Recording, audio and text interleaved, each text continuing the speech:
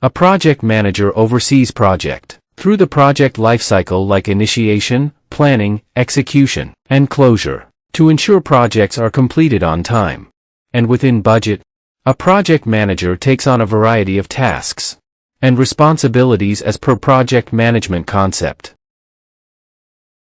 Hello everyone.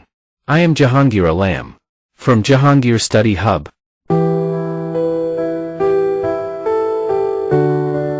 In this video, I will discuss role of a project manager. Role of a project manager. Defining the scope of the project. Develop work plan. Develop resource plan. Develop financial plan. Develop quality plan.